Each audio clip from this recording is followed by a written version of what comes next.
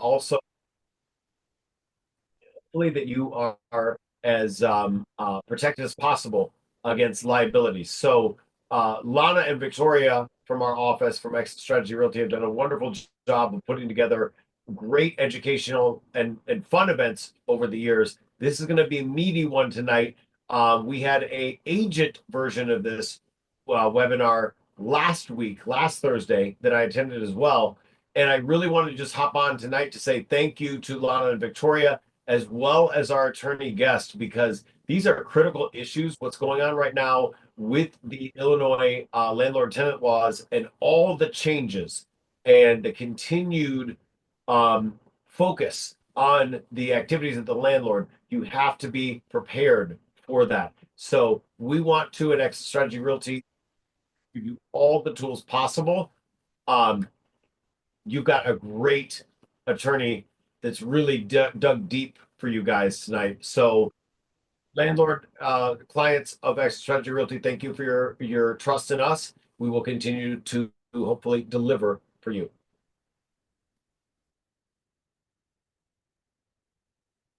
Okay, thank you so much. We now have the attorney on. We have Carmen, who introduced us, coming on now. Yes, I just want to say last week, so many people got information that they needed. And I want to thank you for that. It was a great presentation, and I know it's going to be a great one again today. What we're going to do, guys, is if you have questions, we want you to ask the question. You can either put them in the chat, we'll be watching it, or there'll be time for you to actually ask yourself. If there's agents on here and have any questions about the office from Nick, we'll probably do that offline because today is really for the landlord. Thank you, Nick. I know you had a birthday yesterday and today is birthday night too. So we just want to say thank you for your time. It does not go unnoticed. Victoria is on here as well, who is doing this hosting with me. I see many of my clients on. I just want to say hi to y'all. Y'all are special. And so we will let him get on because last time we ran a little over and we want to have time for you guys to have questions and answer time. If I'm forgetting anything, just chime in, Victoria. I think we're good for now. I'll chime in as needed. Okay, cool.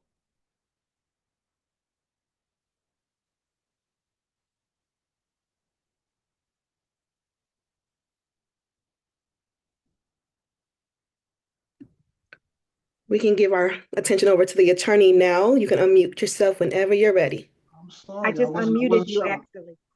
I think I missed my cue. I apologize. I just unmuted you, so hopefully that was okay. No problem, no problem. And Nick talked about how great it was last week, man. You said the bar too high. Now I got to repeat that energy. Yes. Yes, and we did send out the recording to people that had missed. And we will send it out here too. I'm recording. I started a tad bit after Nick started, but we will send that out as well.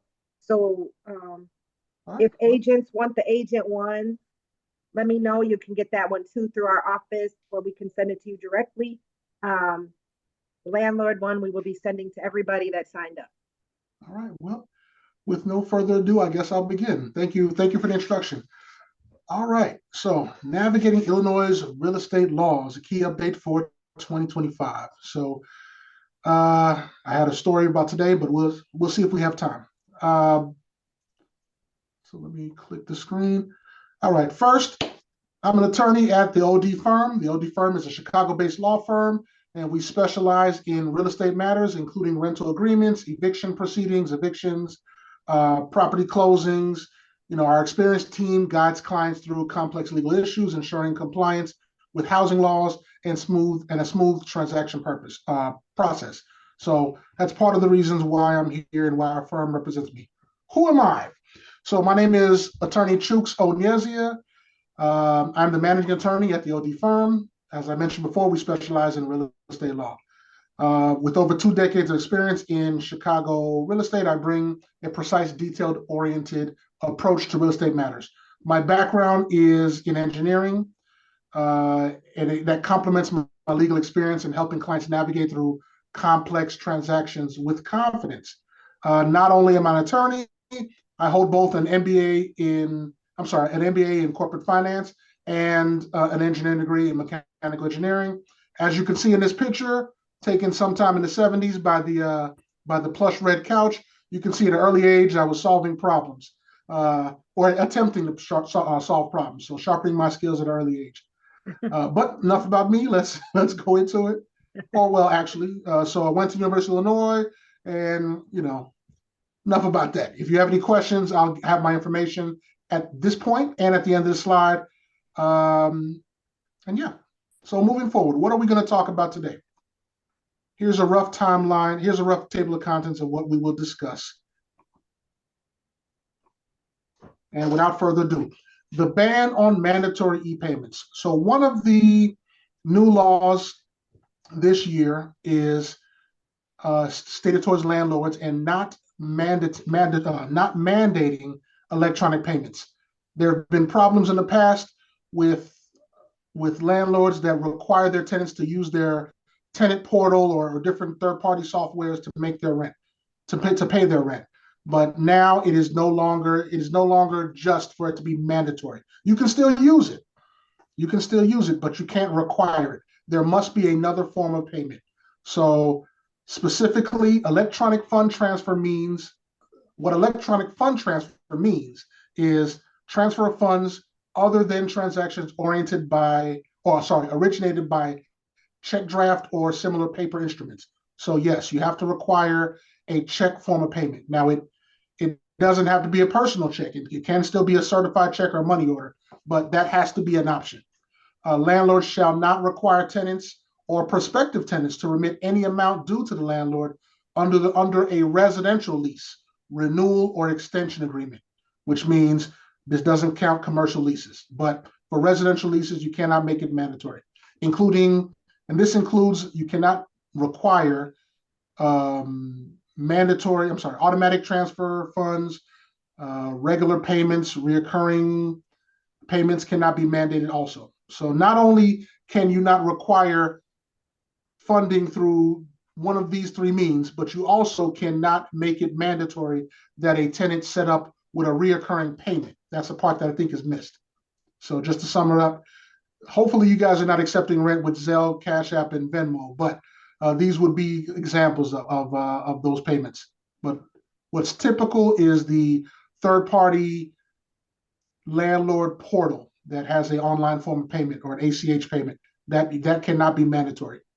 What happens is landlords open themselves up to more liability. You open yourself to more compensatory damages, punitive damages, and attorney's fees if you require this.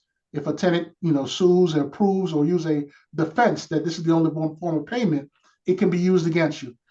It is now considered the violation under the Consumer Fraud and Deceptive Business Practice Act. So don't do it. Don't do it. You're going to notice a theme in these slides and in my conversation. These are going to be the things that you can do or not do to keep you safe. And when I say safe, keep you out of court as a landlord. All right. So next, next on the menu is the flood and radon disclosure for tenants. It is now mandatory for a flood disclosure and a radon disclosure to be given to tenants in residential leases. It was mandatory. It still is mandatory in the purchase and the sale of a home for radon disclosure, but now even in the rentals, it is mandatory. All right, what does that mean? So disclosures for radon to current and prospective tenants. Landlords are required to provide these disclosures and a guide to residential renters to a tenant. A tenant can conduct their own testing within 90 days of the lease. Now, that doesn't mean that the landlord has to pay and has to provide testing of radon. But what it says is within 90 days of the lease, the tenant can conduct at their own expense a radon test. And if that test result comes in or exceeds the recommended levels, then a tenant may terminate the lease. So what does that mean? If the tenant does not conduct the test after 90 days, there is no mandate that the tenant does not have the right to terminate their lease. But if it's within that and the levels come in high, a tenant absolutely can void the lease. I think that's pretty cut and clean. Flood disclosures. This is something that's new, and it differs from the radon in this way. The disclosure for potential flooding to current and prospective tenants must be in writing. Not only must it be in writing, but it must be given to the prospective tenants both before they lease it and in the lease or with their lease. So this is one of those things where you must give these two versions of disclosures before. So at the prospect stage. So a landlord, so there's two types of notices that must be given here. First one, a landlord must disclose if the property is located in a special flood hazard area. That needs to be given to every prospective tenant. And when that prospective tenant becomes the tenant, that should be given to them on possession of the property. The second notice, the second disclosure that should be given, and it depends, landlords must disclose if, and this is particularly if renting a lower level, so a basement unit, a single family house, if that is the case, a landlord must give a disclosure before and at least if the unit has flooded in the last 10 years. And if it has flooded in the last 10 years, how often has it flooded? Make sense? All right. I don't have a screen where I can see feedback, so I'm just going to keep moving. If I'm moving too fast, I'm pretty sure the host will stop me and slow me down. If there are any questions, they said I'm moving too fast? No, they said, yes, it makes sense. Okay, perfect. I think that must, yes, they said yes to one of your questions. I think it was that they can understand. All right. Wait, So we did have a question. Let's see. Sure. Oh, okay. So it said how is this handled for existing leases, but I'm not sure what they were referring to. What was the question again? How is this handled for existing leases? It's moving forward. So it's not for old. No, so you would not be penalized. You're grandfathered in. However, you must provide this on renewal. Okay. So if you have long-time tenants, they're saying for the disclosures and etc. So you're saying this is just going forward and then on renewal. Correct. This is a new rule. Obviously, it hasn't been litigated yet, but if you have an existing lease, it doesn't, the ordinance, the statute doesn't speak on that. But what I would do is I would fill the form out anyway and just supplement whatever you have. But definitely, if you're renewing, I would include it. Hope that answers the question. And is that the same on what if it's a month-to-month tenant? To be safe, I would just get the notice. I'm pretty sure brokers have access to it. Am I mistaken to say that I know Cars has a few forms that provide this. Yeah, well, we have the lease, yes, but they don't do it after month to month. Okay, I think Cars provides a disclosure, a flood disclosure also. I've seen Oh, a yeah. few of it. So I would give your clients those and have them fill them out, and they can just email it to them to their tenants, so they have the proof that they gave it. But the problem with new laws are it's not really litigated. So the law wasn't written to say if it's how they treat the past situations. But I definitely know on renewal, I would include it there. But it's a good practice just to email your clients, email your tenants this, even if it means sending them a text, just so they have it. But also, someone asked if you have an existing lease that states they're doing it by Zelle, do we now add another payment option? If you have an existing lease that says payment by Zelle? Yes. Does it say only payment by Zelle? Who asked us this? Mallory? You would Yes. have, okay. I would make the correction. If it's an existing, the rule says you cannot make it mandatory. So if, sometimes you can be a little bit more reactive. If they ask for another payment method, do not say no. Do not say no, you must pay in Zelle. Give that option. Make the change moving forward, but if you have a standard document, because I'm not really sure, are you talking about it's already in the lease saying we only accept payment by Zelle electronic means? Yes. I'd make that change. I'd make that amendment.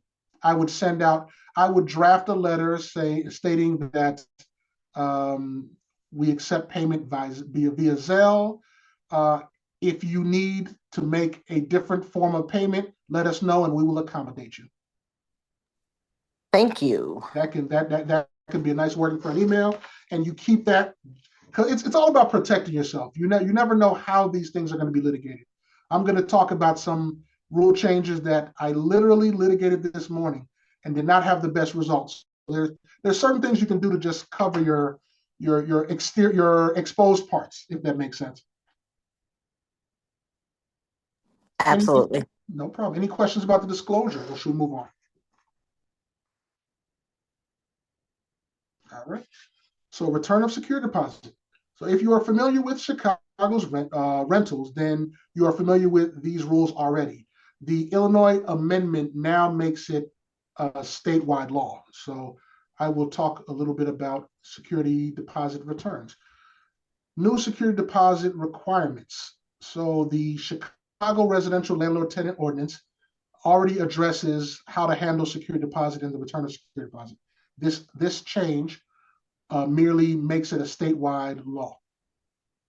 The Chicago Residential Landlord Tenant Ordinance has a carve-out in it that is now voided by state law. And the carve-out basically says that if you are a property owner in a property of 5 units or less and you reside at the property, there are certain rules of the Chicago Residential Landlord Tenant Ordinance that you are exempt from. That will no longer be the case when it comes to the handling and the return of a security deposit. So be aware. Deduction. So a security deposit deduction must include an itemized list, cost of repairs, and receipts. So if somebody is renting your place and they are no longer there and you're holding a security deposit, first off, ask yourself, are you benefiting from holding a security deposit?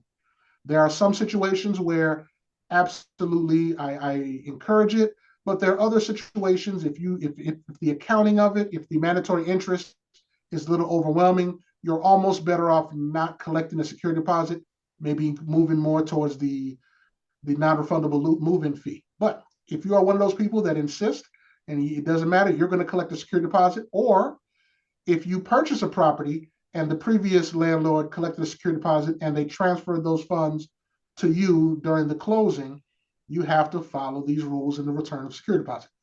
Must be, like I said, it must be itemized. There must be an itemized list. That itemized list, if you are going to withhold some of the security deposit, that itemized list of deductions must be sent no later than 30 days from ended tenancy. What does that mean? You must provide that list to your tenants. Find out where they're moving to, find out their email address. If you still have their phone number, text it to them. You must give it to them in writing within 30 days of the end of their tenancy. What does the end of their tenancy mean? It can mean a few things. It can be when they actually moved out. It can be when the eviction is final and the sheriffs put them out. It can be the end of the actual written lease if you're not sure if they moved out or not. It really depends on when. Basically, it's when you get possession of your property. Now, in some occasions, they may move out early, but they have more time on their lease. And it really depends on you. Did you grant them the reduction of their contract? So if they were supposed to move out by July, but you let them move out a month earlier in June, are you letting them out, or are you still charging them for that July's month of rent? If it's the latter, then you can 30 days from the time that their lease was supposed to end. All right, so the refunding timeline. If you are deducting from their security deposit, the remainder, or if you're not deducting, the entire amount must be refunded no later than 45 days from the end of that tenancy. So they're moving out. You have to give them a notice with all the writing in writing with the deductions within 30 days. 15 days later, you must give them the remainder, if any. Now, if there is nothing remaining, and it's within that itemized list, then you're covered. But they strictly follow that. You have to do it. Even if they owe you money, if you don't give that itemized list, you will not be able to deduct it. And if they take you to court, you can have some trouble damages where it can double the security deposit returned to them. We have a good question. Bridget's asking, Sure. can you use the deposit for the last month's rent? Absolutely. Absolutely. But that's a difficult question to just leave it and say absolutely, because what are the circumstances? So can you use the deposit for the last month rent while they're there or after they're delinquent? Or both? Bridget, if you want to unmute yourself and let us know what your question specifically. Both of them. Both. I figured you wanted both, right? Yeah. So yes, you can. Yes, you can. Rule of practice: if you're going to agree, well, one, I wouldn't do it because you went through all the hassle of collecting a security deposit. You've done all the rules and laws to give them the statutory interest, and now they want to use that money to not pay the last month rent. So you just basically deprived yourself of the whole point of the security deposit. So why have the risk if there's no reward? So I wouldn't do it. You can though. And what I would do is if they want to live out their security deposit with the last month, put it in writing, have them put it in writing that they agree to forego their security deposit and apply it to the last month's rent. What that does is that changes the hands of the security deposit because you are supposed to keep the security deposit in an interest-bearing account, and that security deposit represents the tenant's money. So you need permission to turn the tenant's money into the landlord's money. Don't make that mistake and convert it without having that authority to do so. Now, if in the other situation where you have a security deposit, they're supposed to be out at the end of the month, they haven't paid you and they've left, then yes, you can use a security deposit to pay for the rent. It's no longer a security, well, the unpaid rent is now considered damages. So you have damages from unpaid rent, and you obviously have physical damages to the property. That should, in that scenario, that should be on your itemized list. Your itemized list of deduction should say hole in the wall, $50. Broken floor, $20. Unpaid April's rent, $1,500. It should be in your itemized list because that would now be considered money damages. So does that answer that question? Yes. Right. I'll take silence for acceptance. You said, But okay. go ahead. You can ask your own question. I didn't know if you were unmuted. Go ahead. Okay, so because it's in an interest-bearing account, so a lot of my clients have been in their place 10, 20 years. What about the interest? If they use the deposit for the last month and there's interest on there as well, do they get that back? You owe them interest too. Security deposit, let me refresh myself. I think if they've stayed there for over 6 months, you owe interest. Oh. And there's a statutory interest in Chicago that you have to pay, and it should be paid every year. I'll go back. It's not a new law, but I'll go back to that. Interest, if you're holding a security deposit, it should be paid annually, every year. Do not, it might be a really small and minor amount, but it has to be paid out every year. Now, it's not complicated to pay it out. If you have a electronic system of collecting rents and so forth, and they have a portal, a ledger, you can easily just give them a credit or a deposit for the $3 of annual security deposit. That's fine too, but you have a record of when it was reimbursed or when it was given. So you have to have that. So to answer your question, if you use the last month if you use your security deposit to cover the last month, then yes, you will owe them 11 months of interest, and you are basically converting their security deposit from their property in your interest-bearing account. And at that point, if they agree, then you can now take it out of that interest-bearing account and put it in the landlord's funds, and you can do with it as you please. But not until that transfer has actually happened. And you'd give them, you'd have it in writing. You'll know exactly when that security deposit converted from their money to your money, and you'll be responsible for the interest up until that point. So if that's 11 months, then just 11 months of interest at that same statutory rate. She said Okay, thank you, so I think they got it. Okay. All right. So heating and cooling standards. All right, it's getting warm outside right now, so we're doing a little better. Not too much has changed when it comes to the average landlord. The biggest change is when it comes to landlords that are, or buildings that have senior housing, which is 55 plus. In those particular scenarios, senior homes or senior renting situations, the key provision here is there must, if they don't have individual heat and cooling, there must be a cooling center in the complex accessible to the residents. Now, I don't know if that covers. I don't know if we have anybody that deals in that big of a situation, but we had a problem in Chicago a few years back where there was no air conditioning, and we had some seniors that actually passed in their unit in the high rise, and the fire department couldn't get to them quick enough. So this is in reaction to that situation. If you're dealing with senior housing, there must be, if you don't have individual air conditioning, if it's controlled by the unit and it's above 80 degrees, you must have an available cooling center that's available to the residents. Going back to the Chicago heating ordinance, it's not a new rule, but it requires landlords to supply heat to an apartment to a unit where occupants do not have individual controlled heat. If they do have individual heat, then the equipment must be in good operating condition.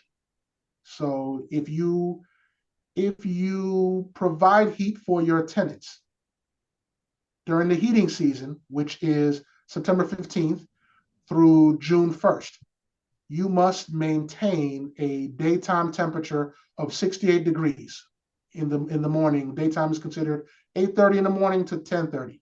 You must also maintain a nighttime temperature of 66 degrees, which is 10:30 to 8:30 a.m. If they control their own heat, it must be in good working condition. So obviously you don't control the heat; they can put it to whatever temperature they want, but their furnace must work. Their system must work. There is no requirement yet in Chicago for air conditioning, except for in these senior buildings. Moving forward. All right. So property tax code changes in Illinois. There are two main changes. The first one is changes to the tax sale interest. It's been reduced, which actually would help. And there's also a down payment savings account program. So you all are familiar with, I'm assuming you all are familiar with the property tax sale, where, if you're delinquent in your property taxes, they have these purchases once a year where people can bid on the back taxes. They can bid interest rates and purchase a tax certificate, and it takes some time. But if they perfect their tax certificate, they can actually get a deed to the property. You can lose the property for unpaid taxes. So here's how. Not to cut you off, I'm sorry. Yes, We have ma'am. questions on your past things that you had mentioned regarding the furnace and the heat. I just wanted to, they just came in. No problem. If a furnace goes out in the heating season, is there a time frame it must be repaired, or do landlords have to provide temporary supplemental heat? It needs to be repaired as soon as possible. If the heating goes out, you are in violation of the heating ordinance. Okay. So to answer that question, yes, you should. If you cannot get it fixed right away, you should provide supplemental heat because you are in violation. Okay, and then Also, it says, can you be held liable in winter if tenant has their gas turned off and is claiming equipment does not work with individual HVAC? Can you be held liable if the tenant has their gas turned on and what again? If their gas is turned off and is claiming that the equipment does not work, I guess with their individual HVAC, they're probably saying that their furnace is off, but their actual issue is that the gas is turned off. That's a little bit of a loaded question. Can you be held liable? The question would be, does the your defense would be whether the individual heating equipment is in good operating condition. And but for the tenant who has the requirement to have gas in their name, they didn't meet their obligation, which is also a lease violation there. Now, that doesn't happen too often in Chicago because utilities are actually banned from cutting off for non-payments of utility bills during certain months. So heat getting cut off in the winter. So once it gets warmer, you're going to see a lot of gas getting cut off because they're in that period where ComEd and People's Gas are not allowed by agreement with the city and with the state. They're not allowed to cut off during these winter months. So it doesn't happen that way too often. Usually what happens when we have this problem is that you move a tenant in and they never put the gas in their name and they've been running without gas during the warmer months and that continued into the winter months. But that would be a violation of the lease and them. And if they call the city, if they call and make a complaint, the city will investigate and they will make that determination. So it's a loaded question. Yes, you would be liable if the equipment's not working. But if the lease requires them to pay the gas and keep it on, and that's a violation of your lease and it's not on, you should be okay. And when I say okay, I mean from legal ramifications, but a property with no heat in the wintertime, you have other problems. You got to worry about pipes bursting. Does that answer that question? Yes, thank Yes. you. No problem. No problem. All right. So as I mentioned before, with tax sales in the past, like a few months ago, if somebody purchased your taxes, they would purchase your backpack, your delinquent taxes, and they would probably bid 0% interest rate.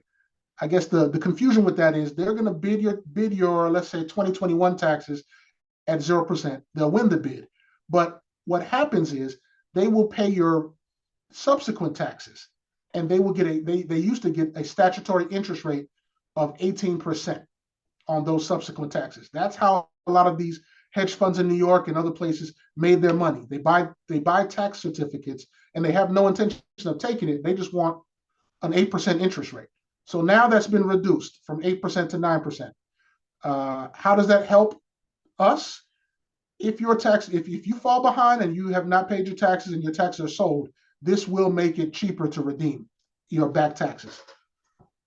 You will no longer be responsible for the 18% statutory interest that you have to give your tax purchaser. It's been cut in half to 9%. They no longer require the scavenger sale. So the scavenger sale is optional. So every other year, there used to be a requirement by state law that the counties perform a scavenger sale. And that was similar to the annual tax sale, but it was for properties that were over 2 years delinquent, and it allowed you to bid for an amount less than the tax burden. So if you owe $20,000 worth of taxes, it allows somebody to come in and bid. They can bid a lower amount, and the higher it goes, so somebody can basically buy that property, buy that tax certificate for less than what's actually owed. So now it's no longer required. And the Cook County Treasurer has gone on the record to say that she will not ask for it or require it unless she's requested by the Board of Review. So if the elected officials of the Board of Review ask for a scavenger sale, that's the only reason, and that's the only time that she will request one. So I don't see that happening too much. But the aim is to address concerns about tax buyers acquiring properties at low cost and not utilizing them effectively. We don't want tax buyers to come in and buy up Chicago real estate and have no intention on improving the real estate, just holding them to get the statutory interest. Along with another change that was made that has tax implications are the Illinois Home Buyers Savings Account Act, which allows residents to create a savings account dedicated to purchasing a home. It's a savings account to help you with down payment assistance. So you're assisting yourself, and you're getting some tax deductions from the amounts that you save towards buying that home, up to $5,000 for individuals and $10,000 for joint filers or married couples. All right. So there's a few changes on real estate brokers and what they must do. I will talk briefly about that. There is a written requirement now, and this came in late last year, where a broker that's working with you must get in writing what their representation will be and what their costs are. When it comes to landlords, if we have landlords on the line, that does also apply to rentals. So if you're working with a broker, look at their contract, make sure you have a contractual relationship with them and you know exactly what your costs are up front. That's a disclosure act to make sure that we understand what we're doing and what we're getting into up front. And there's some other rules about continuing education. So just know that your real estate broker will now have to take mandatory 2 hours of fair housing continuation education. So just rest assured that they are getting trained on some of the changes in real estate and are in better situations and better circumstances to help you as your questions may come. All right, condominiums. So this is one of those areas that as a real estate attorney bothers me a lot, because whenever I get something on my table, especially for a seller, whenever I get a seller's deal, they want this thing to sell as soon as possible. I think they're counting the money from the sale before it even happens. And some of the worst things that I have to go through is a condominium association or board that drags their feet with some of the mandatory documents that are needed. So new condo laws now prohibit, so condominiums can no longer refuse based on FHA financing or discriminatory reasons. And what typically happens is condo associations will have a right of first refusal within their association, where they have the right to refuse a sale, or they have the right to first refuse a sale, or maybe even purchase the property if they see fit. What has happened in the past is you have condominium associations that have discriminated for whatever reason and disapproved the sale of a property. And now it is in statute that they cannot discriminate or refuse a buyer based on discriminatory reasons, or they can't do it based on the financing standards that they have. So they can't say, we don't want FHA purchasers. Now, I say that to say this: that does not mean that a buyer's lender will approve that condo for the FHA loan. It just means the condominium association cannot refuse based on the type of loan that the buyer has. The biggest change for us is real estate disclosure timelines are shortened now. So as an attorney, we need these documents. We need the condo association documents, the minutes, the board meeting minutes, the special assessment disclosures. We need all that. And in the past, they've been given 30 days to provide that. And 30 days is just too long when it comes to a sale. So now that's been reduced from 30 days to 10 days. So that condo association now has to provide those requested documents within 10 business days. So a little bit, right at two weeks. All right. Landlord Retaliation Act, which is a quasi whistleblower protection. Let's see what the law says. So here's what it says. A landlord is prohibited, so there's a prohibition on retaliatory conduct by landlords if a tenant complains, 1, complains for code violations, 2, complained of building, housing, health, or similar code violations, sought the assistance of a community organization, or complained or requested the landlord to make repairs. Now, this one is fresh in my memory because this morning I had a case that did not go well, and I was defending a landlord that was accused of this. Now, understand in Illinois, there is a rebuttable presumption that there is discrimination if a landlord knowingly, one of these protected areas, they knowingly terminate the tenancy, they increase the rent, they decrease services, or they bring threat of a lawsuit against a tenant, or if they refuse to renew a lease. So this morning I had a case where it was difficult. The tenant complained, it was a professional tenant, complained about a window in the bathroom. And the landlord immediately told them that they will not be renewing their lease when it's over in July. That is presumed to be retaliation. And that is not allowed in Illinois. You have to have a presumption, a rebuttal. You have to rebut the presumption that that was retaliation. So let me go into that.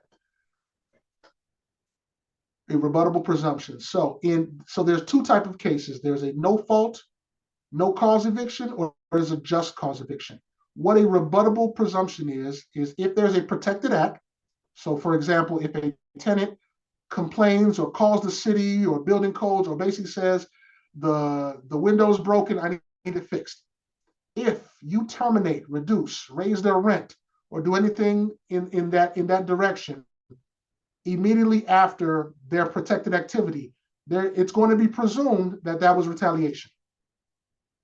Now, that puts the burden on the landlord. You now, as a landlord, if it goes to court, you would have to rebut the presumption by saying something or by proving one of these, that it's not a retaliatory action because I have proof that I was intending or that I told them that we would not be renewing the lease prior to their protected activity.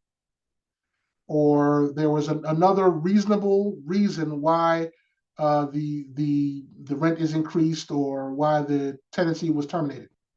Now, for a just cause of eviction, you don't have to worry about this too much. So if a landlord can prove a legitimate non-retaliatory basis for the action, or the landlord begins the action before the tenant engages in the protective activity, that would be a rebuttal to the presumption.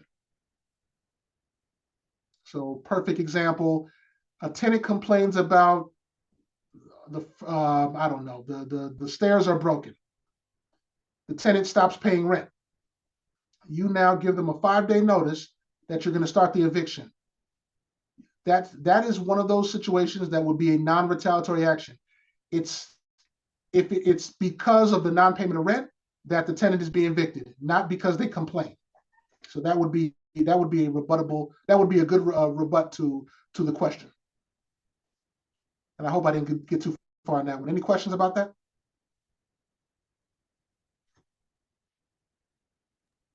No, not yet. Okay, got it. So as a landlord, so what we specialize there on eviction. So we're going to talk real briefly about no fault and then just cause evictions. So when you give an eviction notice, you have two methods of it. You have a just cause eviction, which means refers to a situation where the landlord can only evict a tenant for specific reasons specified by law. Common just cause reasons are non-payment of rent, lease violations, illegal activity, property damage, nuisance or disturbance to neighbors, or a breach of the lease terms. Just cause evictions provide tenants with certain protections and ensure that landlords have legitimate reasons for seeking evictions. Now, these are usually in Chicago. Just cause evictions are curable. So you have a 1-day notice, a 5-day notice, and a 10-day notice. A 1-day notice is typically given in a squatter situation. A 5-day notice is for non-payment of rent. A 10-day notice is given when there is another lease violation outside of a 5-day, outside of the non-payment of rent. You can always give more time. You cannot give less time. In Chicago, all of these are curable. a 5-day notice, they can fix that by paying the full amount they owe you within 5 days. A 10-day notice, if there's a lease violation, they can resolve the lease violation within those 10 days. In Cook County, obviously the 5-day notice is curable, but the 10-day notice is not curable. So if in Cook County outside of Chicago, if there's a lease violation, you give them notice, 10-day notice that there was a lease violation, and you can move forward with the eviction. You don't have to give them the time to fix it. Typically, I see this with unauthorized pets or unauthorized guests. All right, moving Okay, we forward. have a question. Sure. What exactly needs to be included in the notice? Is it a certain form or does it have to be submitted a certain way? Both. There's definitely a certain form, and if you go, the Illinois has some samples of all of these notices that have been authorized by the Illinois Supreme Court. But seek an attorney's information to get that. It's typical to find standard 5-day notices and 10-day notices, but I would encourage seeking the guidance of an attorney, because I can't tell you how many times landlords have found notices online, and I've had to clean up messes with 3-day notices, because that's what they do in California and other places. So it has to be, and there's certain terminology that has to be in each one of those notices. So the Illinois standard forms has a good repository of them. You can call my office if you want a sample of any particular notice. I can definitely send you a blank one that has to be filled. But some of the information that has to be on there is the name of the tenant, the address, the proper address of the tenant. For the 1-day notice, that's just for squatter situations, so you may not even know the name of the occupant, but it just gives them 1-day notice that they're in violation, they're not an authorized tenant, and they have to go immediately. But other than that, you have to have the names of the tenants. And when I say names of the tenants, it should be the name of the person that was contracted with. So if you have a lease with John Doe, and you know John Doe has their guest in there, or they have their family members, let's say kids that are underage, do not put those kids' name on that lease. There's a protection for that. So don't put them on there. They're not financially responsible, just the people that you contracted with. Okay, we have 2 more questions. Okay. The other one is basically the same question if for the notice of non-renewal. Is that the same process that you would advise on if they're just not going to renew their lease? You said there were 2 questions? Yeah, so they asked the same Okay. thing about, but they're saying now instead of it being eviction Okay. for non-renewal, if you decide to not renew, does that have That's the my min- next line. Go Oh, ahead. okay. Okay, so we'll wait for So that. hold that question. Let me go through the slide, and then hopefully I answer that question. So no-fault evictions. A no-fault eviction occurs when a landlord seeks to regain possession of the property without requiring any specific fault on the part of the tenant. Common no-fault reasons are end of lease or expiration of a fixed term lease. The owner desires to occupy the property, owner moving in. We have removal of the property from the rental market. So conversion, maybe an example would be conversion to condos. No-fault evictions typically require landlords to provide adequate notice to tenants, or longer adequate notice to tenants, to follow specific legal procedures. In Chicago, there's been a change. So prior to COVID, there was a non-renewal of lease that was known as a 30-day notice.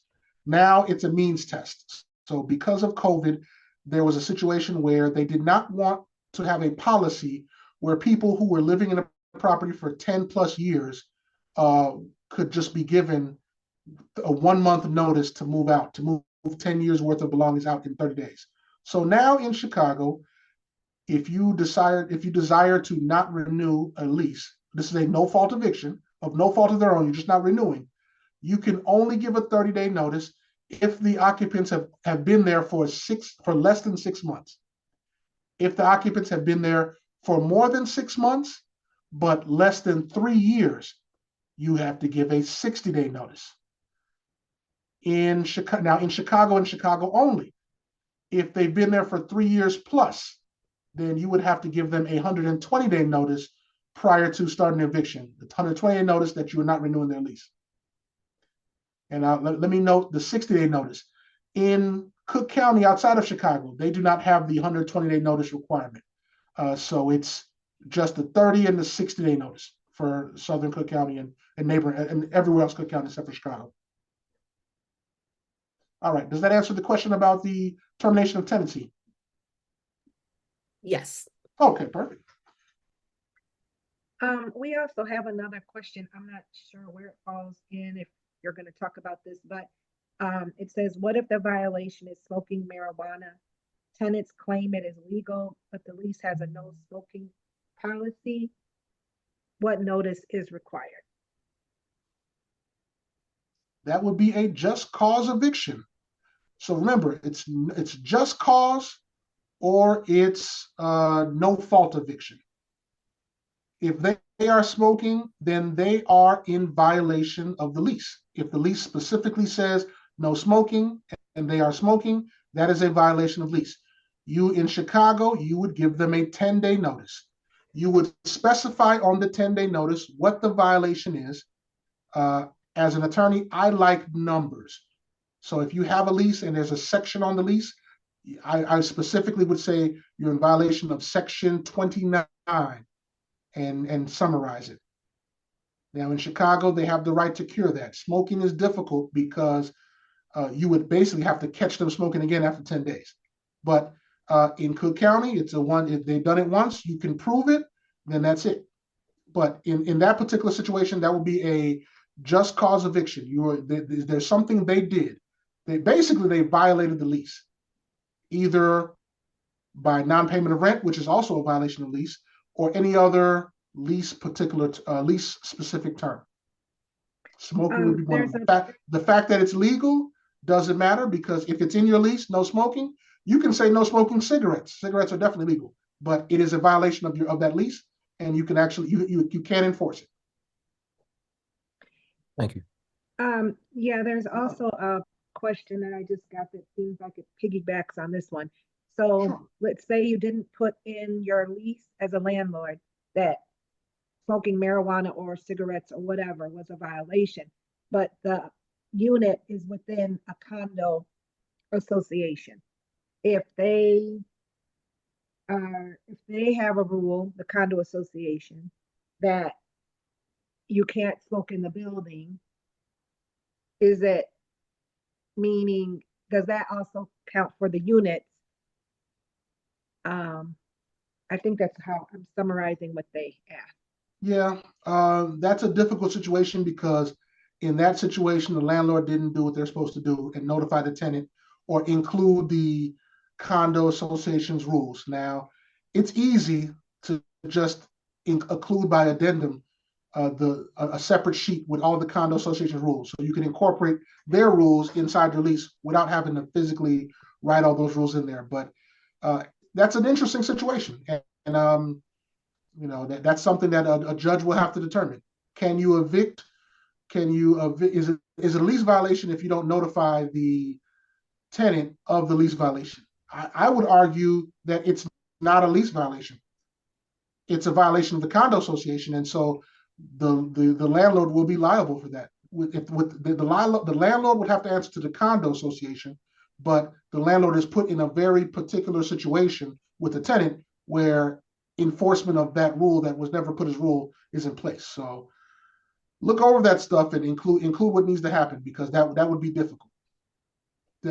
In those situations, that's when you work with each other and you kind of let calmer heads reign and talk to the tenants and let them know what can and can't be done, and hope that they adhere to it. But if it went, it's a judge will have to determine that.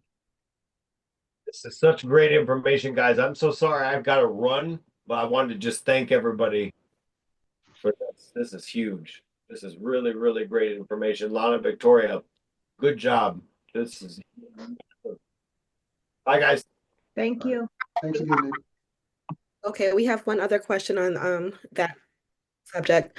Someone just asked, in your experience, how is it best to be able to prove things if it's not like, except for non-payment, right? You can prove that. But if it's the smoking, or if it's additional people living there that are not on the lease, how do you How do you prove that? You're asking me $1 million questions. Those are the cases I hate the most, and I tell my clients, sometimes you have to have a thick skin. I get calls all the time. There's people living there, they're not supposed to live there, and it's hard to prove. That's one of the hardest things to prove. How do you prove somebody's living there or they're just visiting? You know, I've had some clients that count shoes and say, look at this. They have their clothes there, but it's a moving needle there. So what I tell my clients, and I'm a landlord myself too, at some point you have to ask yourself, how much involvement do you want in there? Is there damage being caused, and can you actually prove it? Not only can you prove it, can you prove, if you're in Chicago, that after you gave the notice that it's still happening? It's easier with dogs, it's easier with pets, but it can be difficult. It can be difficult. So depending on what the violation is, so the 10-day notice for a violation of lease. I'm not going to talk about the unwanted visitors or guests that are there, but there are other violations that are a little bit more concrete. There are violations of, I think earlier we talked about somebody that did not have the heat on. If you can prove that they still don't have the utilities on in their name, that would be a violation. Very easy to prove. Do you have service? ComEd will let you know there's no service at this address. 10 days later, you can call again. ComEd will tell you again, there's no service. Very easy, very clean to prove that. And that would be it. But yeah, those people living there, that's a harder one to prove because people don't just stay still. But the question I would ask landlords would be, is that person affecting your money? This is a business, and sometimes you have to be the palm tree instead of the strong oak. Sometimes you have to bend in the wind as opposed to being rigid and hard, because when the wind comes back and you're too rigid and hard, you break. And this is supposed to be passive income. I know we've heard that before, and it doesn't feel passive all the time, but you still have a lifestyle that you want to live. So the question is it worth it? Do you have enough security deposit or enough rent to offset some of the potential damages by that extra person or by that lease violation? But if it's something you can't deal with, if there's criminal activity and you have police reports over and over again, very clean, very clear. Okay, someone shared their experience. They purchased a house which had the owner living in it. Ooh. Once they got into the eviction process, it was delayed because they had to add all unknown members of the household. It was a long, drawn-out process and took 11 months to get them out of the property. They just wanted to share, they were saying it wasn't a question, but more of a No comment, problem. their I'm not experience. I'm not going to put them on the spot, but I'm assuming they didn't have an attorney and they did the eviction themselves. If you do that, beware. But yes, when you file an eviction, my advice, if you do it alone, if you do it on your own, you must include all unknown occupants. You are evicting Jane Doe and John Doe that are on your lease, and you are evicting all unknown occupants, because this is what will happen. And luckily, I think in your example that they didn't move forward, and they had to start all over. But the worst thing would be finishing that eviction, getting all the way to the end, getting your eviction order, and then the sheriffs now in their hand have an eviction order that says 2300 Jackson Street. We are here to evict Michael Jackson. And they knock on the door and they say, "Are you Michael?" They grab Michael. They say, "You have to come with me. You have to leave." Who is that in the house? Oh, well, the eviction order doesn't say anybody else, so you guys can stay. Michael has to go. That's what will happen if you forget that, and you move further along in the process. It is something that can be corrected during the process. So, my advice would be contact a real estate attorney that's familiar with evictions, because some real estate attorneys just deal with closings and they may not be as familiar. So contact them, have them draft that for you, review it for you, or something in between. Oh, All right, thank you for that. Actually, my name is LaShawn. I was the one that made that comment. I try to keep you And out the news. that's okay. I don't mind. We're here to learn, right? Absolutely. So actually I did have an attorney. We purchased the property, was not aware that the owner lived in the house still. So the property was purchased, it was deeded, all of the things. When we went to change the locks, then all of a sudden we had someone opening the door. It was the You know, like, actual owner that you bought it from? We bought it, it was through an auction. So it had been Oh, foreclosed, and it was a apparently she was foreclosure. already in an eviction process. So Gotcha. what the attorney said was that the one eviction process had to be done. We were under the impression when we purchased it, it was all complete. So when we went to change the locks, we found her there. Understood. And of course, we tried to be nice and work things, and she played games Absolutely. essentially. So as the attorney worked through it all, then it came back that we had to do all unknown occupants, which there weren't any, but she knew how to play the system very well. And it Yeah. literally was just shy of 1 year before we actually got her out of that out Yeah. of that property. Yeah. And so that's which situation is a little bit different. That wasn't the fault of your attorney there. I think with foreclosures, it sounds like what the attorney did was they moved forward with the eviction that comes with the foreclosure. But with the foreclosure, the eviction is only against the bank only has jurisdiction over the mortgagors. So those are the only names that will be on that eviction. So yes, you do have to file a separate eviction for all unknown occupants because they will only evict the mortgage, the people on the note on the mortgage. So Right. it's that's a unique situation because I'm assuming you bought the place sight unseen. Yes. Yeah, so you typically, if it's that's a unique situation, but typically, this is why I request, and your brokers will tell you the same thing. Always do your final walkthrough before closing. See what's happening. My house that me and my wife live in, when we bought this over 12 years ago, there was a family living there, and they were the people selling the house. And we came into the final walkthrough the day of the closing, and it looked like nobody was packing. And I don't know what they thought we were going to do and continue to close with them still in there. So do that final walkthrough. Make sure you're getting what you think you're going to get. Up salvaging that. Me being a real estate attorney, I put together a lease and really stuck it to them and asked for some more credits. But at least I had the knowledge of knowing it wasn't sprung on me. Absolutely. Please do that. Absolutely. Please do that. All So right. here we go. Thank you so much. Oh, no I problem. No put problem. in there, I put a question in there. Did I hear you say that so they can still use any and all unknown tenants in an What's the question? eviction process? You can I'm still use any and all unknown tenants in an eviction process? When you say use it, what do you mean? You mean put that up listed as the defendants?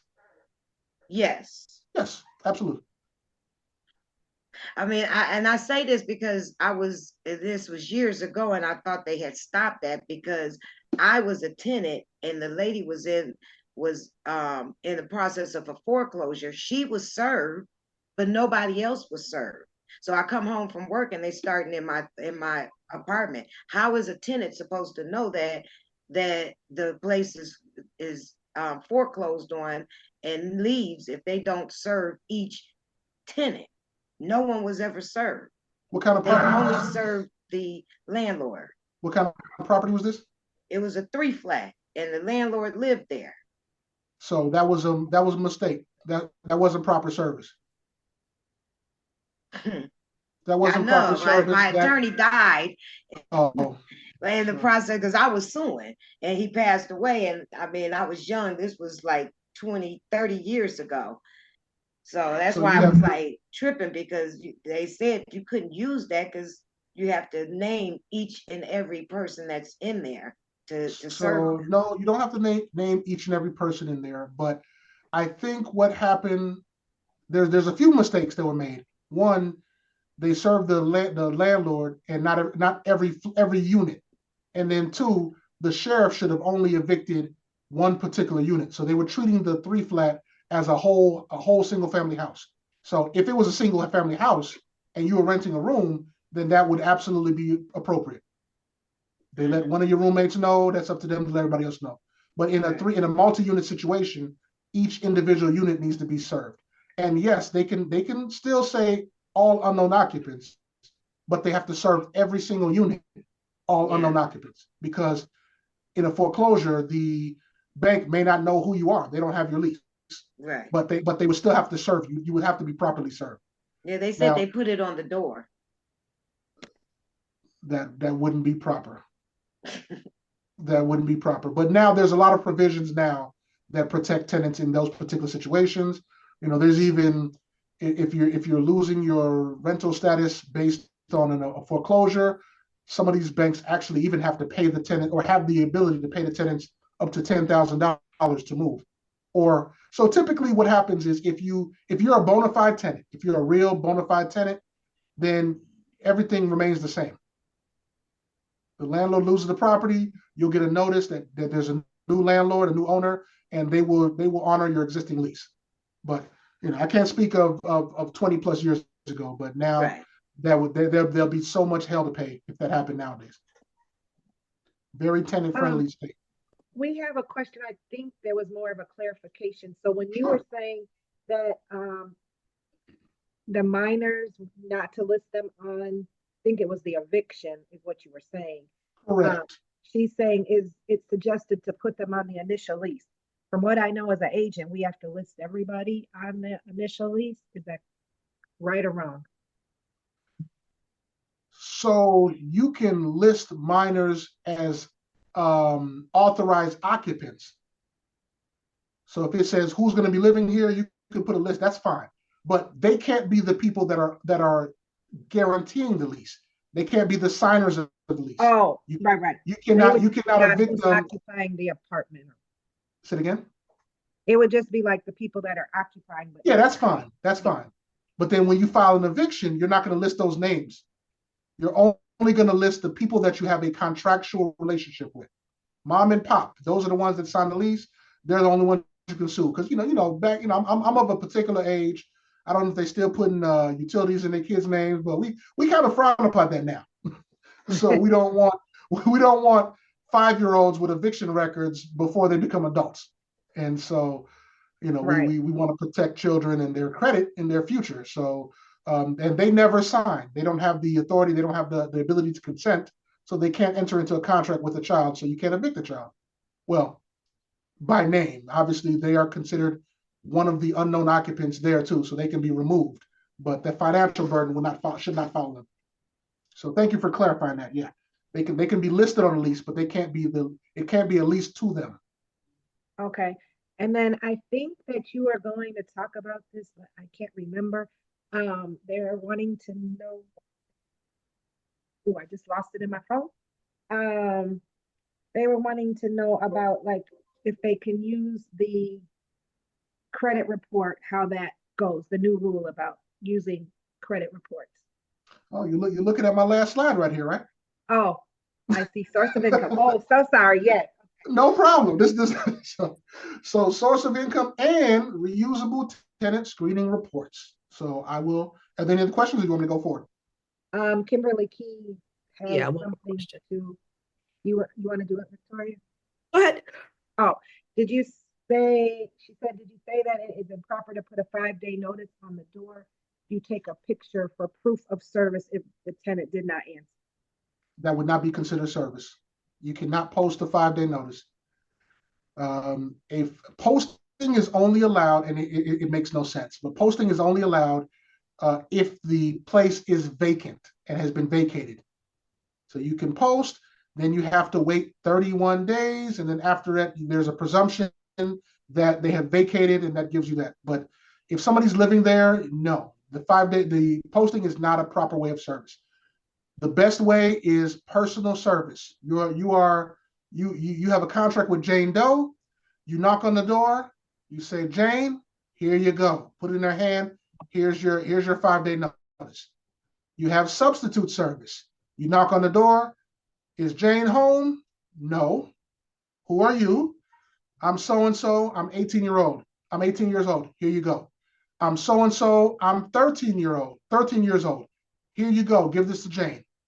So substitute service. You're not serving Jane. You're serving somebody else that is in possession of the property that is 13 years or older. They don't have to live there. That's the one confusing part. They don't have to live there. They just have to be in possession of the property. If somebody is your guest and they're bold enough to answer your door, you've been served. Whoever lets you do that, give this to them. And the third is through certified mail. You can go to the post office, which is the same thing. You're just employing the post office, which will be somebody above the age of 18 that is personally giving somebody that's in possession of that property your 5-day notice. And they get a signature and everything. So that's the same thing. You're just using the post office to do your dirty work. Now, with the post office serving, you have 2 dates you have to be careful with. The day you draft a letter and you deposit it with the post office, but you also must, they used to call it a green card.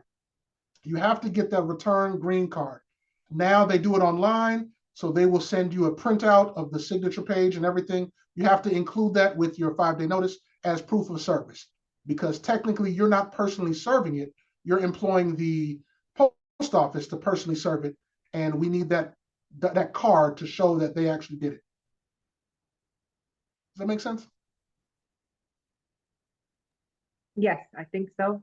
Yeah. And I talked about 5-day notices. That goes for all notices. The 1-day immediate notice, the 10-day notice, the 30, 60, the 120 notice. Those are the rules of service. You have to have personal or substitute service. Personal service directly on the named person, substitute service, somebody else in possession of it, or certified mail, which is basically substitute service, but you're using the post office to do the serving. Anybody above the age 18 or over can serve. In this particular situation, the landlord themselves can actually serve. That's not a problem.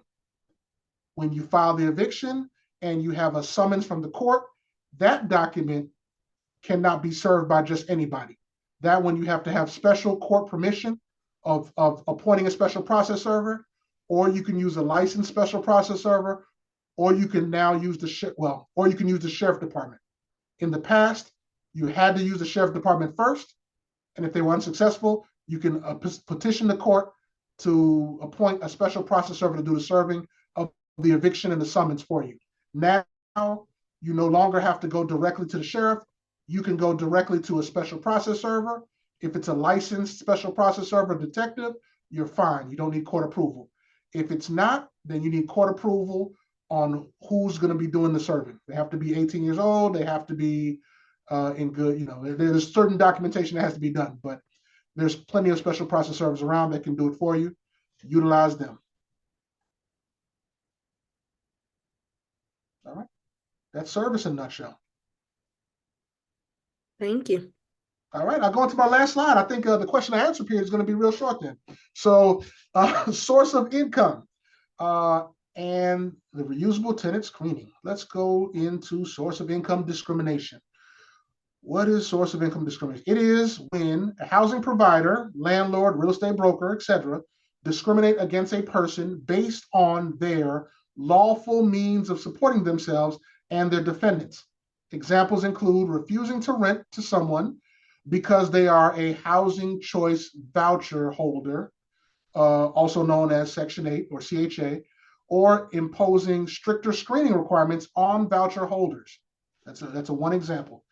In Illinois, that is now considered a Human Rights Act violation, which prohibited discrimination based on source of income.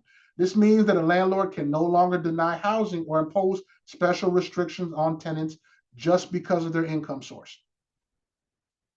Now, if you are one of those landlords that does not like Section 8, I'm going to tell you right now, I'm a landlord. I throughout Chicago, over 25 houses. I love CHA. I love them. If you have a problem with a CHA tenant, 9 times out of 10, you did not exercise the proper screening. You can still screen CHA tenants. You can still get the best of the best.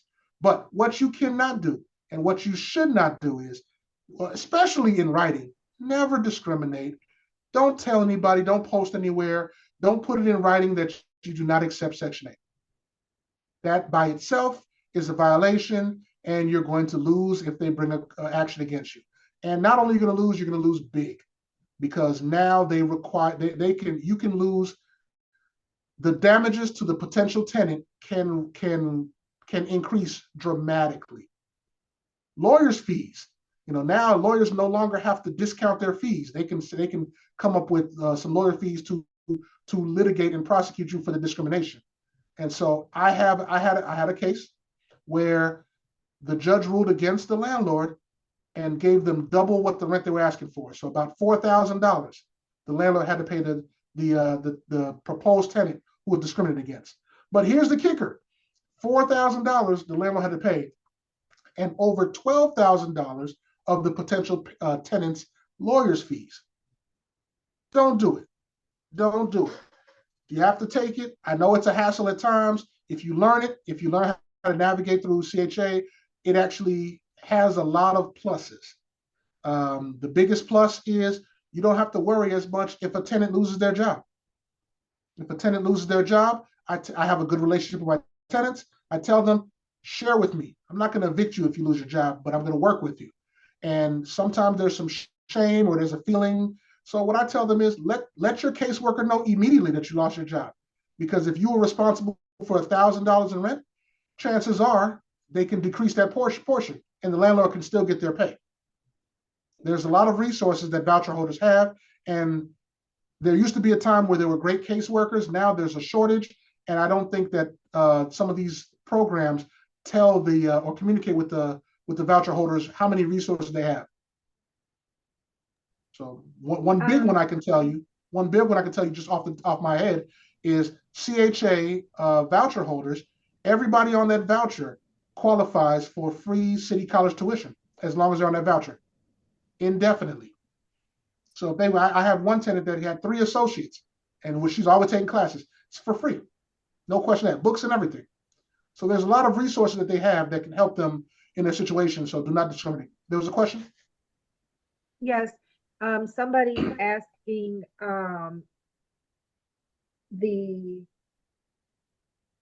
so can they I'm trying to paraphrase here. They want to know, can they put in there that they have to have the same requirement of like 3 times the rent, those scenarios? You could if you have your requirements, those are your requirements. So then they would need to count the voucher as yes, they would have to be the same across the board. So if you want 3 times the rent and that's your requirements, that's fine. If somebody has a voucher that pays $2,000 and you're asking for $2,500, so then you can still do the 3 times the rent, but it has to be 3 times the unpaid portion of the voucher. So if the voucher is going to cover $2,000 and you're asking $2,500, and you have a requirement of 3 times the rent, that 3 times the rent requirement should be applied only to the remaining $500.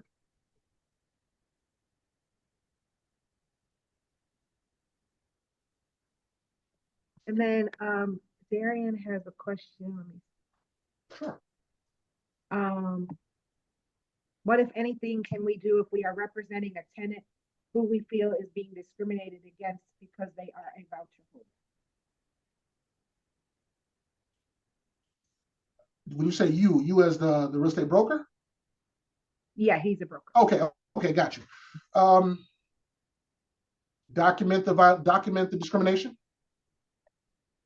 Document the discrimination. There's a number of fair housing organizations that will hear a case of discrimination, especially if you have documented proof.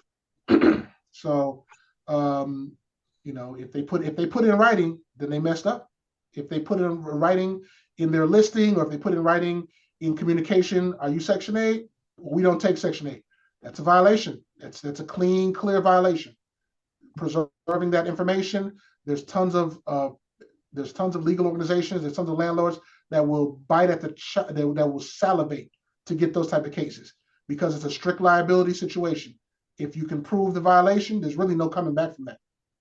So if you're a landlord and you're caught up in something like that, even though you think you might be in the right, if it's clean, if it's cut that you violate this, you might want to settle, because going to court, if the evidence is not in your favor, you're going to lose, and it's going to cost a lot of money. But if you have tenants and they're being discriminated against, just document what the discrimination is. Try to, we're too digitally savvy right now, so everything is in writing. There's text, there's emails, and if you see something that looks like a clean discrimination, document it, preserve it, and let there's tons of agencies that will help take it further. will Yes, file just a comment that somebody had stated. They said that if agent knows about discrimination, they can go through the grievance committee. I also have been on the grievance committee of this person, and it's a process, but you can also make the claim there. Okay, you're talking about grievances against other agents. Right, but Gotcha. people in the member of the community, people that live in the community that are not agents can also file through the grievance committee in our board. Understood. Also, Open Community in Evanston. If you call them, his name is Dominique Vos, V-O-Z. He does it. And if it's not in the North Shore area, they will send it to Chicago, the place that will file the complaint. So that number went up. It's not 165 anymore, it's 166. There's no shortage of attorneys that will assist in a landlord tenant ordinance violation case, because they'll do it at no initial cost. A lot of them do it based on contingency, and there's some tenants that do weaponize it, but there's some landlords that love trouble, and they put themselves in those situations. I don't advocate to that at all. I definitely don't advocate on being a jerk and then putting it in writing either. So don't be a jerk. Take the money. You're in this business to make money and to make it passive as possible. Use every income source to help you get to that goal. There's an agency in Chicago, All Chicago, that is a subsidy that I have a good working relationship with, and they work pretty good too. So, some of these subsidies get demonized because of the horror stories, but I've had great experiences with them. So just don't discriminate. Now, I will say this: there's a difference between discrimination and prioritizing. You can accept a Section 8 voucher, a CHA voucher, a HCV voucher, but that doesn't mean you have to wait. And that's another thing that I tell my landlords. If you accept a voucher, a housing choice voucher participant, it is a process. I deal with it all the time. There is a process. There's nothing that says that you have to go through that entire process and delist that property. So what I suggest is, if you want to if you have a voucher holder and it's taken them a month to get to your first inspection, you can still show that property. You can still move forward. It's not off the market until you get money. And that voucher holder program will not give you any money until the process is completed. So you still can do that. That's not discrimination. But that's a whole different story. So if you have any questions on that, I can talk about that more during the question and answer period. I got a question. Go for it. So currently I live in a condo, and they had Section 8 here before, but I was thinking about renting Section 8, and I know that the tenants that they screened before probably wasn't the best tenants, and essentially every lease has to go to like the HOA for board approval. Like how can you like mitigate that?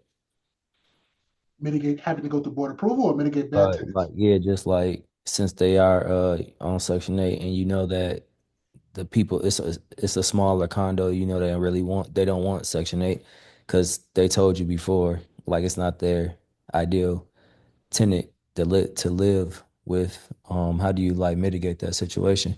Because technically it's discrimination, right? Because It's definitely textbook it but discrimination. it's not written, so like it'd be difficult to prove, right, in my opinion. So Well, your board, when they disprove a tenant, they don't have to put in writing that they're doing it. They just say no. it's still in the bylaws are still being amended because this was like renting. It's a 6 unit building. The bylaws, like we agreed to one thing and then change, then we get meeting minutes, but we just in the process of getting it like the bylaws finalized for rentals. But it's not gonna, of course, it's not gonna say in the bylaws that, hey, we don't want Section 8. This would be, what you're describing is income discrimination. Mhm. Proving it is a whole different thing. But It's a Well, unique situation because how would it be income? How would it be income discrimination? Because if they rent in my unit and Section 8 give me the amount of money that I'm looking for, and I say, hey, this is good for me, like how could I think it's more so like they just don't want to live with Section 8 people. if your condo interferes with your renting of the property, and the only reason they disapproved your tenant was Mhm. because they are a Section 8 voucher holder, that is text, that is exactly what we're here to protect. That is Gotcha. income source of income discrimination. They are discriminating on that voucher holder strictly because of their source of income. Okay. Section 8. Now Okay. That makes you're in sense. between this because you're the landlord and they're the ones that are disapproving it. So you'd have to fight. You say, look, I'm going to move this person in unless you can provide me something in writing and why I can't. And if they do it, and if it's clean, then you follow the rules, and you and the tenants can put an action against the condo association. Okay. And then my next question is, as a landlord, if you want Section 8, let's just say your rent is like 2,300, but Section 8 only give you 21. Um, what happens then? You don't have to take it. You can actually negotiate. You can talk to them and you can let them know that they're going to use HUD standards. There's a process with CHA, I think it's affordablehousing.com, where you're allowed to upload some comparables. Mm-hmm. Mhm. And you can actually provide comparables that support what your rent ask is, and you can have them reformulate or recalculate the offer that they give you. But Okay. now, if you take it, you take it. But if you tell them you want to renegotiate, there's a process. You can't move. I wouldn't move anybody in until it's clean and you know how much you can get. But there is a process for that. And it works because I Oh had yes, a landlord who the offer was lower and he supplied those comps and he actually got a little bit more than what he asked for. That's So it great. works. You just have to be patient. yeah. Okay. There's a process to provide comps to the system, to the affordable housing. I can't remember what the website is, but it used to be Go Section 8. Now it's called affordablehousing.org or .com or something like that. But there's log on to it, create an account. You should list your properties on there if you want to Mhm. find the best of the best. List your properties there. There's a portal there where you can supply comparables, and you have great brokers on the line here. Ask them for some comparables. They'll give you a few, and you can just type in those numbers yourself. Okay. Make Thank you sure for they're that. within the same mile radius, so it can be pulled as your comparable. But absolutely,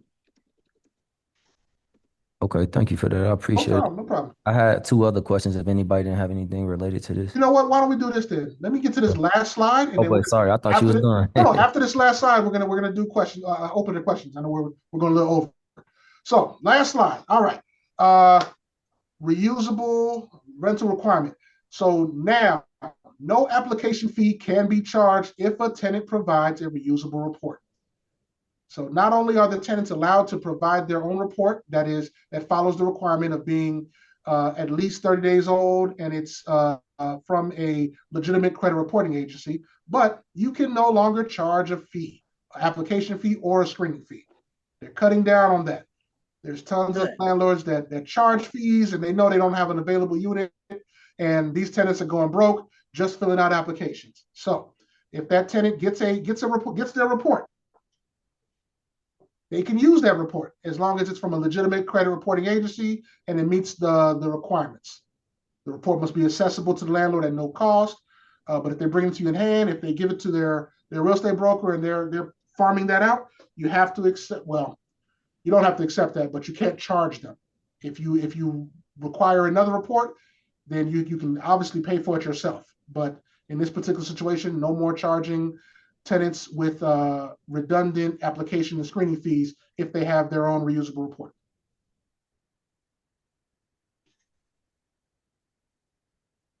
That's the nutshell of that. In conclusion, don't mess up. This whole talk today has been about not messing up.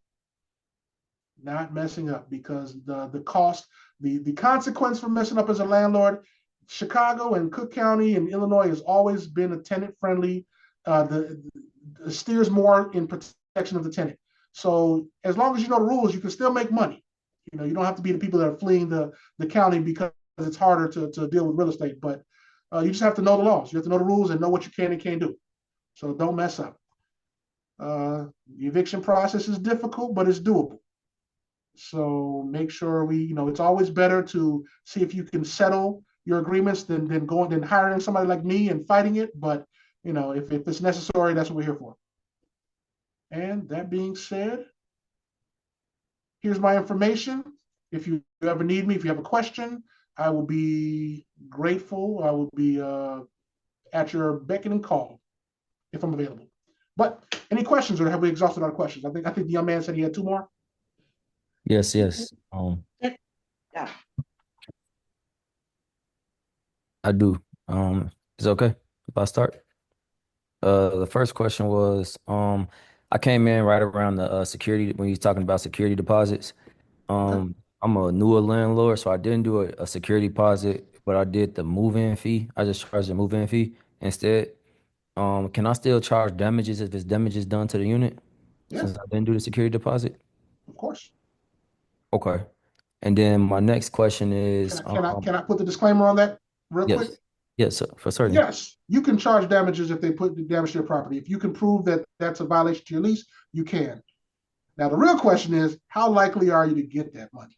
That's the real question. But yes, so that's the disclaimer. Yes, you can charge whatever you want to. How likely are you going to be able to get that? That's So I correct. can tell you right now, on move out, I've had several clients that call me and they want to sue because they damaged the property, and it's difficult. But Gotcha. that's the risk you take. Which one is more difficult? Dealing with the security deposit and having the potential liability of that, or dealing with some damages that might be there. You might be best suited for doing an annual or a quarterly inspection, so you can Mhm. find out what damage is done, because it's very difficult to collect damages after somebody's left, after somebody's gone. It's a little bit easier if they still have more time in the lease and you fix certain problems. Got you. And then my other question was, when the lease ends, you give them, of course it has a date. You required to give, I think you said 60-day notice if it's 3 years or less to let them know that their lease is about to end. But what happens if they still like don't move out at the end of the termination of the lease? Are you allowed to like prorate the rent for each day? Um, Each day or each month? Well, let's just say, I guess the example is, let's just say that the lease ends May 31st, but they in there to June 10th. Are you allowed to prorate the rent to June 10th, even though the lease ended, or how does that work if they don't leave your property That when? is that is 100% up to you. You want to prorate it. You basically want to just charge them for 10 days. You're a nicer guy than me. I charge them the whole month. But Mhm. this is a contractual relationship, so Mhm. I can't really answer that question. It depends on what your lease says. If you're using a standard Chicago lease, it basically, I believe it says something to the extent of, if you're a holdover tenant, then the lease automatically goes to month to month.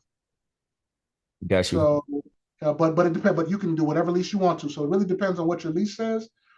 Some people have it where if you're a holdover tenant and you don't ask for an extension, then your rent goes up by $500. And so, yeah, if they're there for one day, they owe you the whole month. Got you. You absolutely can. If you want to prorate, that's fine. That's you being nice. But just because they're not in your place, you still have that place vacant for the time you have to find somebody new. But your lease is going to be the penultimate document that's going to dictate what you can do. The standard leases say that it will be month to month after that time. If they leave on the 10th of June, then they owe you the whole month.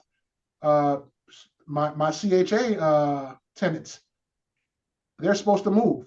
If they stay on the first or the second, I go back to CHA, I fill out a form, they sign the form, and they say, yeah, I was still there in a second, and they'll pay me the whole month. Nice. It's a contractual obligation. So you have to follow what the contract says. And this contract, in this particular situation, is called a lease. Okay. I appreciate it. Those are my two questions. How old are you, young brother?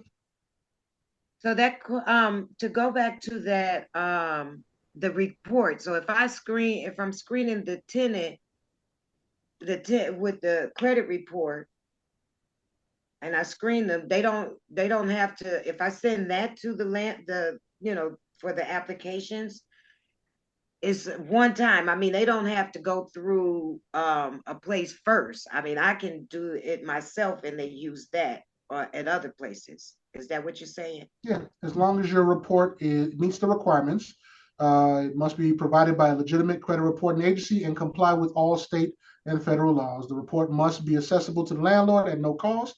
So you can't say, we have a report, but you have to pay this portal to get the report released to you. And it has to be less than 30 days old. And that can be included with the application without the fee. So if they have an online application, then you can fill it out and you can upload, or they have to provide, the landlord has to accept that 30-day, younger than 30-day reusable lease rental application. Right. So somebody had a good question that goes with this that says people are using fake W-2s, as we know. Oh, yeah. You can buy everything online right now. Today, I actually saw one that has a whole site. You can buy everything from resumes to college transcripts. So, what do they do? Like, she's saying, would you recommend eating the cost to protect yourself as the landlord? Eat the cost of the report. Right, because they have the option to run their own then if they don't believe it. Yes. So, I mean, if you want to be sure, if you truly doubt the legitimacy of a report, I'm never going to tell you just take it and get screwed. Never. I've had a squatter in one of my properties that when we got her out, because I didn't have to go through let me not call her a squatter. So I just made a mistake I tell people not to make. Identify the difference between a trespasser and a squatter. They are not the same. The police can remove a trespasser if they have formed squatters' rights. Then you have to go through the court system. So make sure you do not say squatter if you know that person has not been in that place for more than 2 or 3 weeks. They are a trespasser. Let's call them what they are. You call the police and you say, I have a trespasser, not a squatter. Doesn't matter if they have a lease. Doesn't matter if they pretend. All that matters is how long have they been there? Have they established residency in your place? If they have not, they are a trespasser. So I had a trespasser that I called the police and they removed them. It took a few hours, but they removed them. And when I went through the place looking for damages, immediately printing equipment, advertisements for, I can create you a lease, I can create you W-2s in the place that she was squatting in. In the place, all the material, everything. This was before the credit check thing, but yeah, she created W-2s. Do your math. If math is not your thing, I'll tell you a quick secret on check stubs. People that do fake check stubs do not use basic math. So if it is November and they say they make $5,000 a month and their year to date is $6,000, the math ain't mathing. They will see it. Look at that year to date. Look at how much is there, because what they'll do is they'll take a legitimate check stub and they'll just fudge the numbers and the names, and it won't make sense. You can't make $5,000 a month. You've been working for 11 months, and year to date you've only made $6,000. So just simple math like that. Scrutinize it. Do a landlord check, and don't trust the number and the name that's given to you on the application. I do landlord checks all the time for my tenants, and here's what I do. I call the landlord and I say, is this person a tenant of yours? Okay. I see that the landlord, I went to the Cook County Record of Deeds and I see the landlord's name is actually Lona. What's your relationship to Lona? Oh yeah, I work for her, I'm a property management. I lied. It didn't say Lona, it said somebody else. But I'm like, okay, thank you. That's their cousin, that's their friend lying. So you can do those simple checks. It's all publicly available. You can find out who the landlord is. If it's in an LLC, you can get the LLC's name. Don't call and say, I see it's LLC ABC. Give something else. And because a true person that's responsible will say, I don't know what that is. I represent this. I represent that. And so you can catch them up. I don't want to say don't trust anybody, but I'm kind of saying don't trust anybody. or don't trust everybody. Do your due diligence. I do my own eviction checks.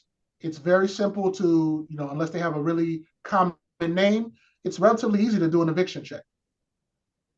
You can type that name in. You can go down to any courthouse in Cook County.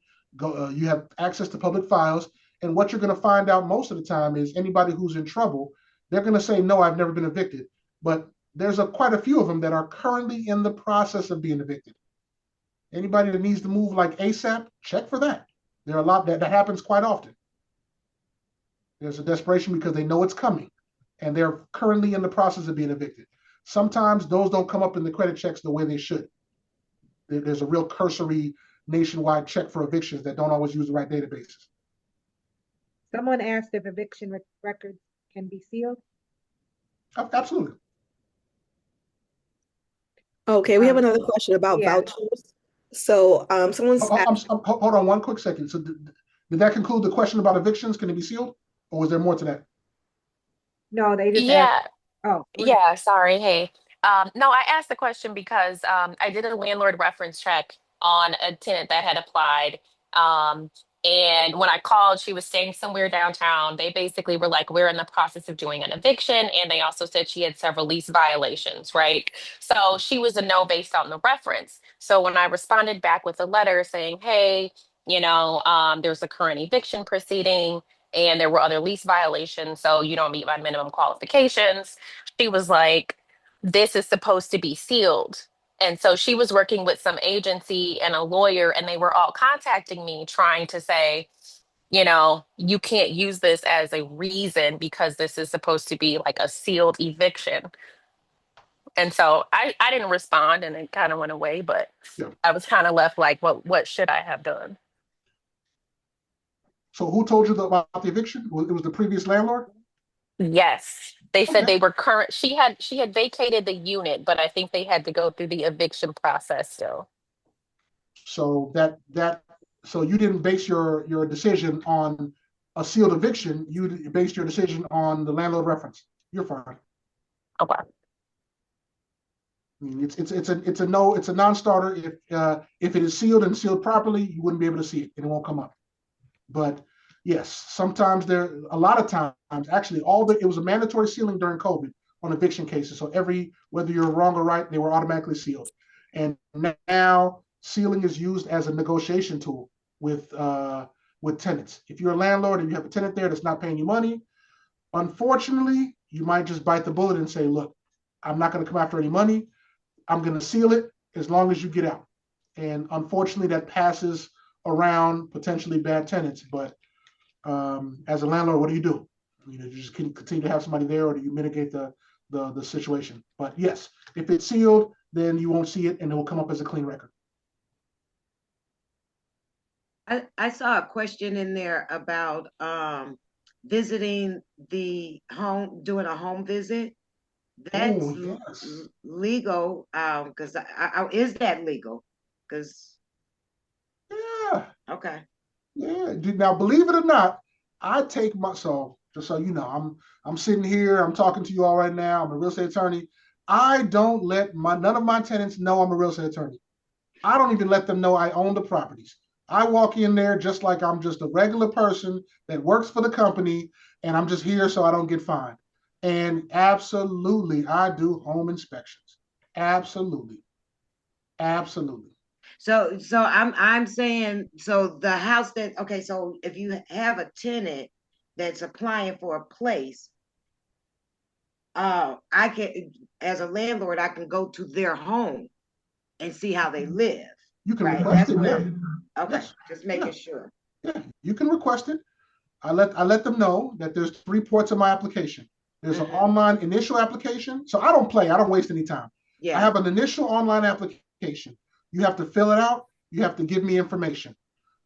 If you don't make enough, if you're not qualified, you don't get invited to a showing. Period. If you qualify, all the people that meet the qualifications, I invite them to a showing. If they say they like the place, the next step is now I need to go to your application. I need 2 months of check stubs. I need all copies of IDs of all adults. And once a decision is made or once it's approved, then I let them know that we're approved to go with you. Do you want to move forward? The last step is a home visit. And I don't just waste my time. I don't go there with a clipboard, but I go there with some documentation that they need to sign. And I just say, show me around. Mhm. And that's it. And just know if you know the difference between somebody that's tearing up a home or Mhm. somebody that or a landlord that's just not fixing up certain things. And you can tell the difference. And you don't have to worry about them cleaning up before you come. More than likely, it's going to be the way that they live. So you'll have it. Yes. You'll have a good idea. Absolutely, you can do home. I mean, it's time consuming, but absolutely. Okay, Be we have a safe. Be couple of safe too. Be safe questions too. Go ahead. I'm sorry. as we try to wrap up for the for back to the vouchers. Someone's asking if the intent is not to discriminate, but they know their property is not going to pass the inspection and they're not capable or not willing to do what's needed to pass the inspection, or if they know that the property owner is not going to pass because of their background or whatever information they have to provide to CHA. How do we navigate this so that we're advertising it in a way that's not going to waste anyone's time and money? You brought up a good point. I just thought about that because there is a process where the landlord has to be verified too. Um, if you don't think it's going to pass Section 8, or if you don't think that you're going to get approved, there's no harm in just allowing it. There's no harm in allowing it. I So say just allow the process. allow the process. If you find a good Section 8, see, here's like I mentioned earlier, if you find a good Section 8 or find a good candidate and they present to you their voucher, accept it. Be honest with them and just let them know you don't think it's going to pass, you don't think this, but go for it. It costs you nothing. You can continue to list it and show it and you can still show it to, it can be first come first serve. So it doesn't hurt you to move through the process. And if you go through it and they deny you, then there it is. Now you have something in writing moving forward. Okay. You'll never say I don't accept Section 8. You would say I would love to accept Section 8. However, Section 8 has not approved me for this unit, and here's the documentation. Now you're not discriminating, but go through the process. They'll do it for free. Right. I was just going to add to that. You're absolutely right. And I think as an agent, we'd have to tell our landlords that they have to go through that process to get that letter. They can't say that's the reason why we're not accepting, because then that is the discrimination you were talking about. Correct. And it doesn't cost you anything. You can continue to show it. If you find a market tenant, just because you submitted a Section 8 voucher doesn't mean you have to move forward with it. You can cancel it.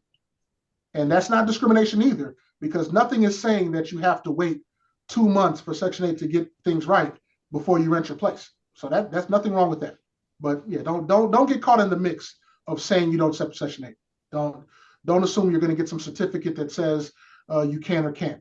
Go through the process and get it, and then you can move from there. Evidence, it's all about evidence. It's all about what you have to overcome the presumption that you're discriminating. Okay, it's again with Section 8, someone just wants to confirm that the tenant cannot have a separate agreement to pay the difference between the rent and the voucher amount with the landlord. Is that correct? No, we used to call it under the table. No, not at all. It's prohibited. When you sign your RTA packet, it actually specifically says that you, the landlord, will not accept any money except for what's on that RTA, the rent tenancy approval application. So no, you cannot do that. You cannot. You should not, because whatever agreement you think you have with the tenant, if the tenant changes their mind, you can't enforce it.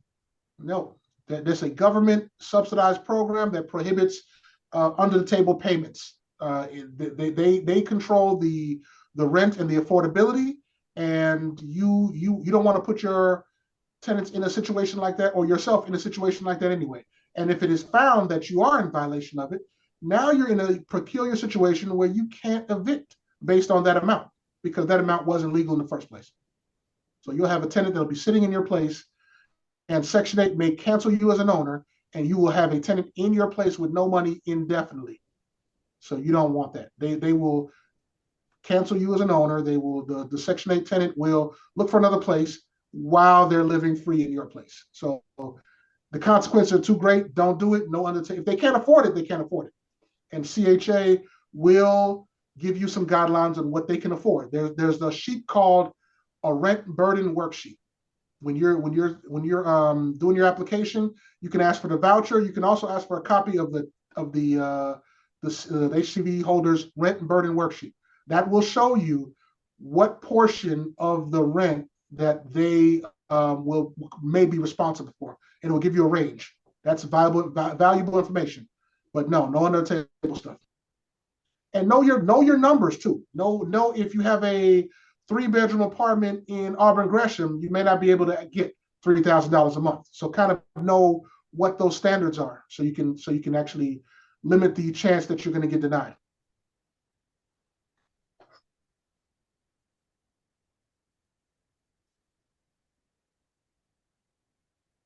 Any other questions? Yes. Okay. Got one. Back to your home inspections. Do you have to let the tenant know in a certain time in advance to do an inspection? You're talking about an existing tenant, or you're talking about a prospective tenant that you're going to move in?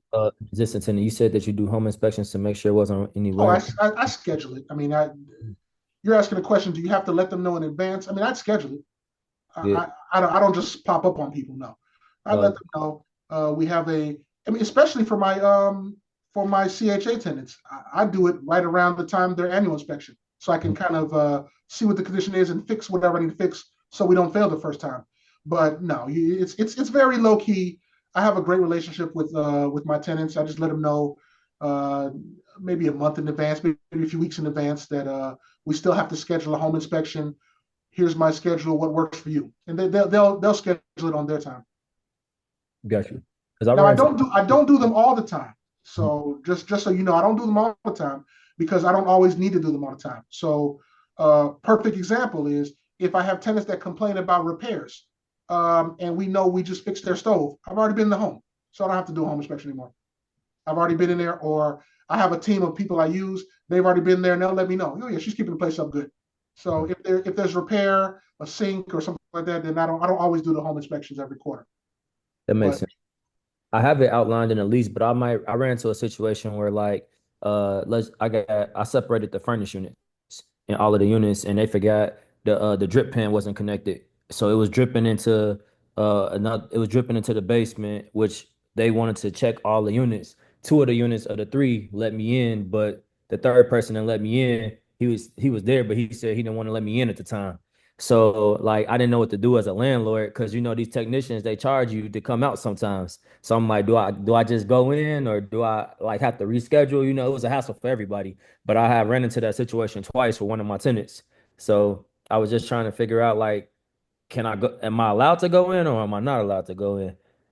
you proper practice should be posting or putting in writing a 48-hour notice that you're coming to the property for inspection purposes, showing it, or repairs. Okay. If you can post that, and then if you post that, you got to give a reasonable time when you're going to be there. So today is what? Today is Thursday. So I would say I would post a notice saying that Saturday between the hours of 10 o'clock and 4 o'clock, we will be inspecting the property for these issues. That's fine. Once you do that, if they're not home, they don't have to be home. You can use your key, you can get in because you've already given them proper notice. If there's an emergency, if there's water leaking, gushing everywhere, then yes, you can just go in there, but you would have to make attempts to notify the tenant before, and make sure you notify them afterwards that you enter their unit.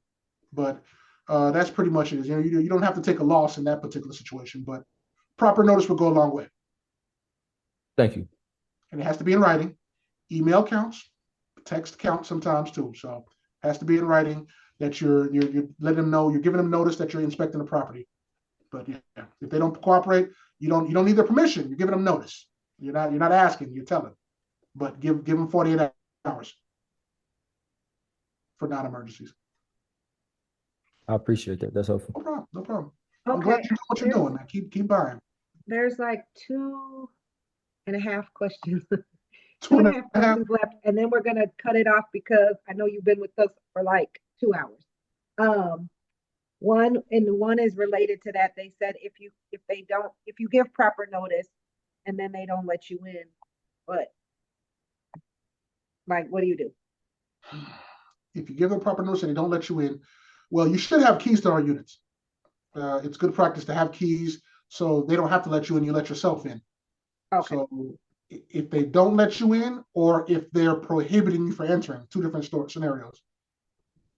Oh, Jerry, do you want to If they confirm? say no, you're not. Remember, you're not asking permission. You're giving them notice that what you're going to do. Now, work with them. If they're saying no, and maybe they're victim of assault and they don't want people walking to their place, if you can accommodate and come to a time that works for them, always use try that route. But Oh, if you have they to get said in, prohibiting. if they're like no over my dead body, I'm not letting you in. I have it chained. Uh, Yes. then you enforce your lease.